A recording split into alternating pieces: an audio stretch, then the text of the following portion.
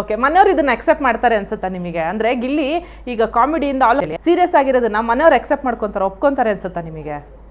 ಒಪ್ಕೋತಾರೆ ಅದನ್ನ. ಅದು next episode ಗೊತ್ತಾಗುತ್ತೆ ಪ್ರತಿಯೊಬ್ರು. ನಾ ಇದ್ದೇನೆ, ನಾನು ಹೇಳ್ತೀನಿ. ಯಾಕಂದ್ರೆ ಇವತ್ತಿನ ಪ್ರೊಮೋದಲ್ಲೇ ಗಿಲ್ಲಿಯವ್ರಿಗೆ ಅಶ್ವಿನಿ ಅವ್ರಿಗೆ ಒಂದು ದೊಡ್ಡ ಗಲಾಟೆ ಆಗಿದೆ.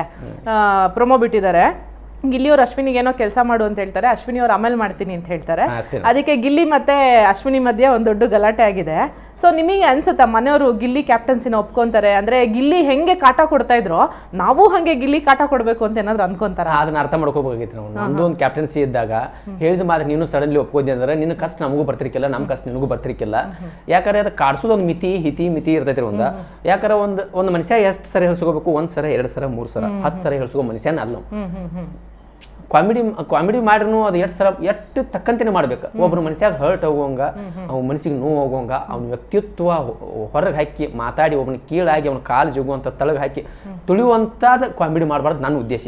ಅದರಿಂದ ನನಗೆ ಎಷ್ಟು ಪಾಪ ರಘು ಸರ್ಗೆ ಇದನ್ನಾಗೈತಿ, ಅವು ಕೂಡಿದಾರ ಅನ್ನೊಂದು ಪ್ಲಸ್ ಆಗೈತಿ ಅನ್ನೋಕಿರ್ತನು ಅವ್ರನ್ನ ತಳಗ ಹಾಕಿ ಮಾತಾಡೋದ, ಅವ್ರನ್ನ ಕೀಳಾಗಿ ತೋರಿಸೋದ ನನಗೆ ಭಾಳ ನೋವು ಅನಿಸ್ತದೆ. ನನಗೆ ಒಂಥರ ಕೆಟ್ಟ ಅನಿಸ್ತತಿ. ಯಾಕೆ ಹೋಗಿಲ್ಲಿ ನೀವು ಮಾಡು ಕಾಮಿಡಿ, ನಿನ್ನದೇ ಆದ ಟ್ಯಾಲೆಂಟ್ ತೋರಿಸು. ಒಬ್ಬ ವ್ಯಕ್ತಿನ ತಗೊಂಡು ಕೀಳಾಗಿ ಮಾತಾಡಿ ಅವ್ನು ಯೂಸ್ ಮಾಡ್ಕೊಂಡು ನೀನು ನಗಿಸುವಂಥದ್ದು ಕಾಮಿಡಿ ಅಲ್ಲದ. ಯಾಕಂದ್ರೆ ಅವನದೇ ಅದೊಂದು ಬೆಲೆ ಇರ್ತೈತಿ, ಅವನದೇ ಅದೊಂದು ವ್ಯಕ್ತಿತ್ವ ಇರ್ತೈತಿ, ಅವನದೇ ಅದೊಂದು ಹೊರಗೆ ಜನ ಇರ್ತೈತಿ, ಅವನದೇ ಅದು ನೋಡೋ ಒಂದು ಫಾಲೋಸ್ ಇರ್ತಾರೆ. ಅವ್ನ ಬಗ್ಗೆ ಅನ್ಕೋಬಾರ್ದು. ಹೌದು ರಘು ಸರ್ ಎಷ್ಟು ಮಳ್ಳ ಅವ್ನ ಕಡೆ ಅನ್ಸ್ಕೋತಾನ ಅನ್ನೋದು ಪಾಪ ಅವ್ರಿಗೆ ಕೊಡಬೇಡ. ನಿನ್ನದೇ ಆದ ಸ್ವಂತ ಮಾಡು, ನಿನ್ನದೇ ಆದ ಒಂದು ಸ್ವಂತ ಕುಣಿದು ತೋರಿಸು, ಅಲ್ಲಿ ನಿಂತು ಒಂದು ಕಾಮಿಡಿ ಮಾಡಿ ತೋರಿಸು.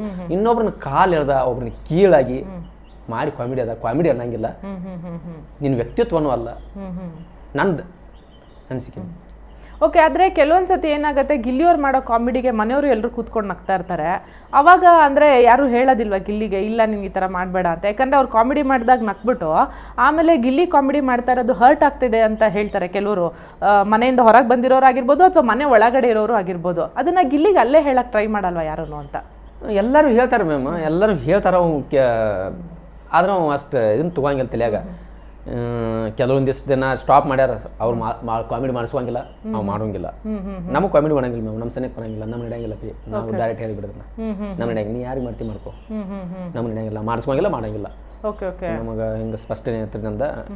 ಮತ್ತು ಆನಂತರ ಅವ್ರಿಗೆ ನನಗೆ ಅಷ್ಟ ಎಷ್ಟನ್ನು ಇದನ್ನ ಇದ್ರಿಕಿಲ್ಲ, ಅಷ್ಟ ಒಂದು ಬೇಕು ಬೇಡ ಅಷ್ಟ ಅಷ್ಟ. ಅವ್ರಿಗೆ ನಮ್ಗೆ ಕನೆಕ್ಟ್ ಇದ್ರಿಕಿಲ್ಲ. ಅವ್ನ ಲೋಕದಾಗ ನಾವಿದ್ದ, ನಮ್ಮ ಲೋಕದಾಗ ನಾವಿದ್ದು. ಮತ್ತು ಆನಂತರ ಮನೆಯವ್ರಿಗೆಲ್ಲ ಎಷ್ಟಾಗೈತೆ ಅಂದ್ರೆ ನಾನು ಕೂಡಿ ನಕ್ಕದನು, ನಗುವಂಥ ವಿಷಯಕ್ಕೆ ನಗುವಂಥ ವಿಷಯಕ್ಕೆ ನಕ್ಕಿಲ್ರಿ. ನನಗೆ ಮನಸ್ಸಿಗೆ ನೋವು ಆಗುವಂಥದ್ದು ಇರ್ತಂದ್ರೆ ನಾನು ನಕ್ಕಿಲ್ಲ. ಅವ್ರು ಇನ್ನೊಬ್ರು ಕಾಮಿಡಿ ನೋಡಿ ನಗ್ತಾರಂದ್ರೆ ಒಂದು ಸ್ವಲ್ಪ ಬೇಜಾರಾಕಿತ್ತು. ನಾವು ನಕ್ಕದು, ಎಲ್ಲರೂ ನಕ್ಕದಾರ ಮನೆಯವ್ರೆಲ್ಲ. ಆದರೂ ಒಂಥರ ಮನಸ್ಸಿಗೆ ಯಾರನ್ನಾರು ಒಬ್ರು ಕಾಲು ಎಳೆದು ಅವ್ರು ತುಳಿತ ಥರ ಮಾತಾಡ್ತದಂದ್ರೆ ನಂಗೆ ನಗಾಕ ಇಷ್ಟ ಆಗಿರ್ಕಿಲ್ಲ.